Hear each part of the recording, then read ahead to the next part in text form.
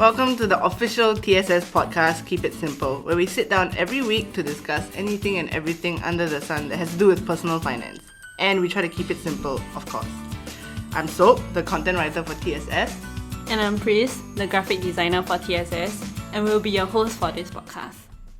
Hey guys, it's Soap from TSS with another podcast episode. Before I begin, I think I really just want to thank everyone for tuning in and listening to me and Pris, talk your ears off and to listen to our voices for half an hour at a time. Your support really means a lot to us. At the time of recording this particular episode, we are actually 2 days out of the circuit breaker period, which means you made it, and so did I.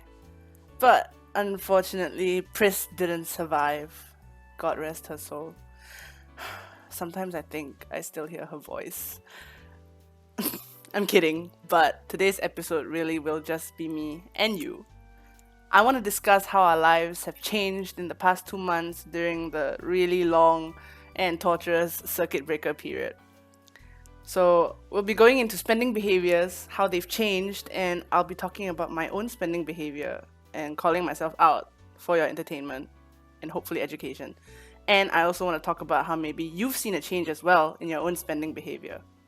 So just to give some context and background information, before working from home, my budget was pretty simplistic actually. There weren't a lot of things that I spent on apart from the usual stuff, eating out, cooking at home, so that's groceries, subscriptions that I pay.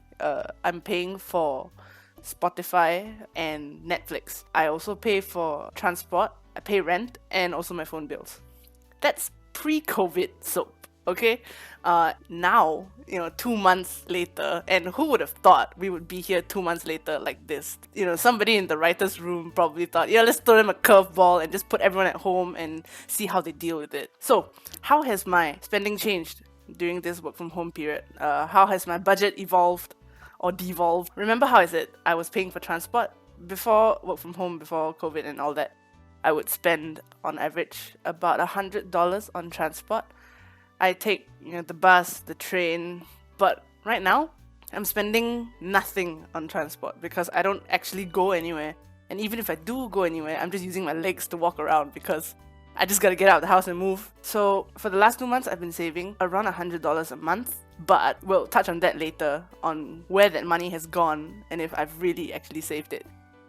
I'm also spending more on food. It's a mix between tapaoing food from the coffee shop nearby or ordering food off Food Panda. And I know you might be, thinking so you work for TSS, what the heck are you doing? Why aren't you cooking? Why aren't you making use of, your limbs and the kitchen that you have in your home? I just want to say that I totally agree with you. I should be cooking, but the place I'm at right now, it restricts my use of the kitchen as much as I want to. As often as I entertain dreams of hosting my own MasterChef show in the kitchen, making it big on YouTube and stuff like that. So I can't save money by cooking, even though I know how to cook. It just be like that sometimes. The next thing I'm spending more on is actually entertainment, but work from home edition. I'm spending more on video games, and sometimes once in a while I rent a movie to watch, and that means that I'm spending way more money in the entertainment category. Or maybe I should say I'm spending the money differently. So you might be thinking what entertainment was like for you and for me pre-COVID.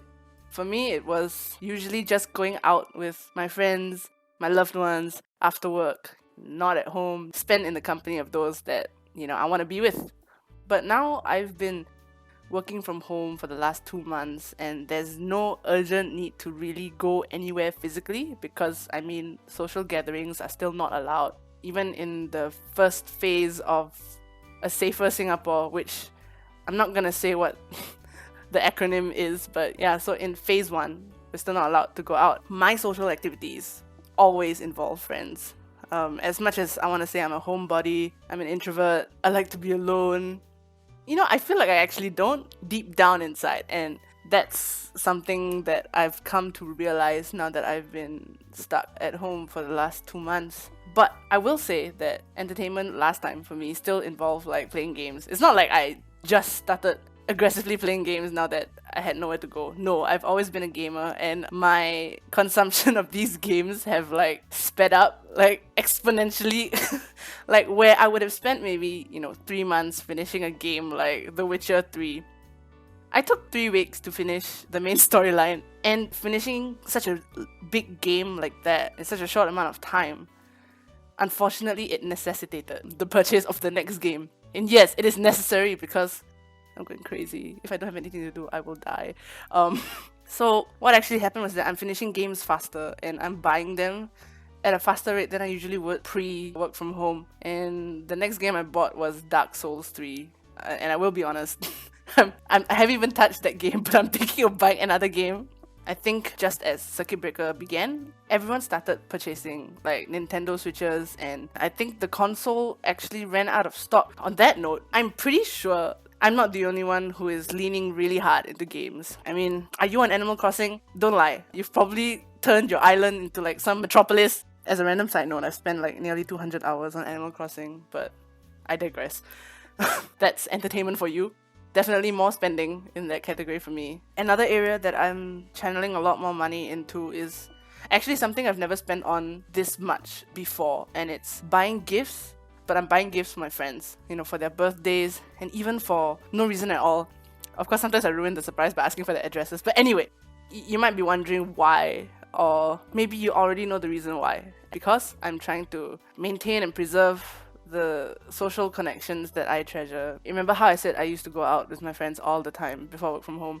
Yeah, so now it's a totally different story, and before this, I never actually knew how much I prized and prioritized the chance to be physically present with somebody that I loved, or like a friend or whatever.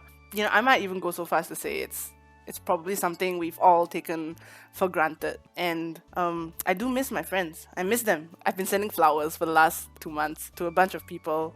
Yeah, and another last category that I'm spending more in, so basically I'm spending on new hobbies, which is like tending to plants, and I think a lot of us have suddenly become gardeners, or chefs, or bakers. That's something I've noticed, not just, among my own circle of friends, but on social media as well. So I'm buying gardening tools, I'm buying soil for my little kids, my green children. That's definitely more money spent, although I must say, that the spending here is minimal because it's not that expensive, to be honest. So, you guys have like a really intimate understanding of where my money is going. And I hope nobody uses it against me because, come on, guys. Maybe, we could take a moment to think about our own budgets. How are we spending? What are we spending on? There was a study, in 2008 on the topic of how spending behavior is altered after disasters or events. So basically, event-induced stress can change spending behaviors quite radically. The study was interesting because they've actually interviewed victims of Hurricane Katrina. That was in 2006. And there was an interesting quote that I came across where this person was talking about their changed spending habits. And this is what they said. I started to buy because I felt like I didn't have any control over the situation.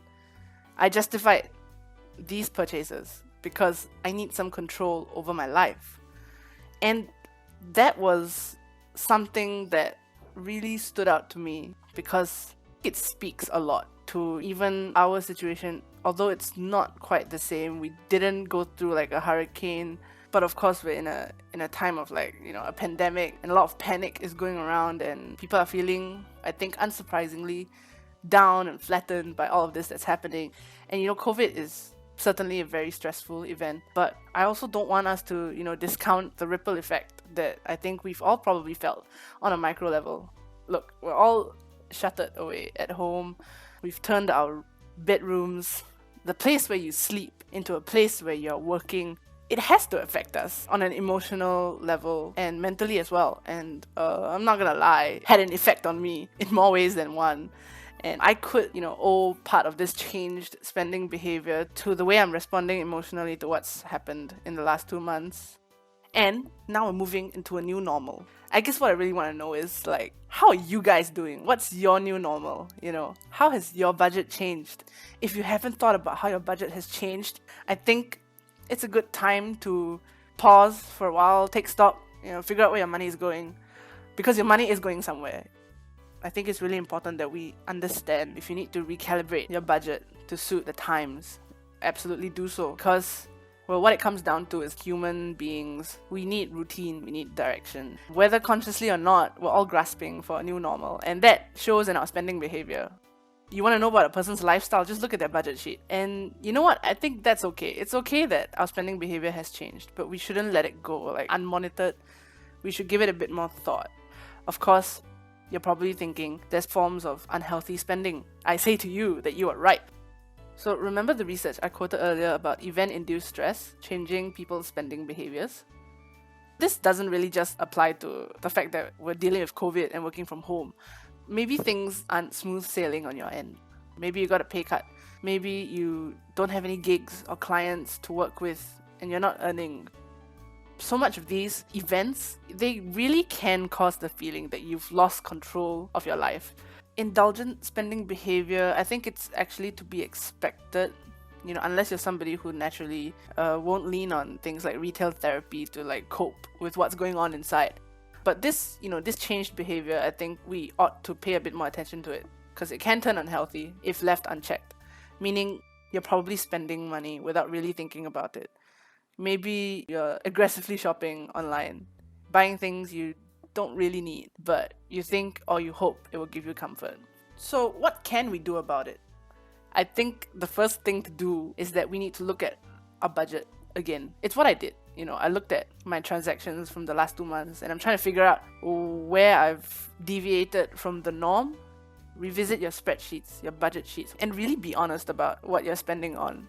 Question yourself, not just before you hit the buy button, but also afterwards. As you do your monthly reviews, especially if you know that, or you get the sense that maybe you're going through like a deficit, maybe you're spending more money than you usually do. This can't go on forever, if not you'll start dipping into your savings eventually. So look at your transactions, look at your budget, ask yourself, what can you do without? And it can be hard because it's money. If you can't get through this on your own, don't. Pull somebody in for like accountability. This means, maybe you talk to your spouse, your partner, your friend or family member, somebody staying at home with you. And instead of spending all this money without really thinking about it, reach out to somebody, start talking about it. I think that's really important, to be in touch with somebody who can help you stay on track if you can't do it on your own. And so it seems like working from home is really becoming our new normal, or at least a permanent fixture in most of our lives. For the time being, maybe until the end of the year, for most of the workforce. So what does that mean for you and your money, or me and my money? The way we're spending right now might actually revert once we transition back to reopening Singapore. But on the other hand, our budgets might not switch back. They might change into something else entirely. The idea is that your budget is not a static thing that you just set and forget for the next 5 years. As you change, as your circumstances change, so will your budget. And this applies to even outside of COVID. One day when we're living in a COVID-free world, your budget is still going to change and adapt as you do. Pre-marriage expenditure is not going to look the same as post-marriage expenditure. Having a baby or two will force you to alter your budget yet again. The idea is that we really have to stay on top of our budget at every turn. And as we wrap up this session, where I've basically just been verbally blogging at you for the past 20 or so minutes, I'm thinking right now about ways to save money from my new habits. So right off the bat, it's probably having to say goodbye to Food Panda or lowering the frequency at which, I get food. Maybe it's time for me to slow down on the gaming too. It's very hard to have to say those words. But what about you? How can you work to fix and secure your budget to protect yourself from overspending in a time where we're turning to excess to cope with our stress, our restlessness?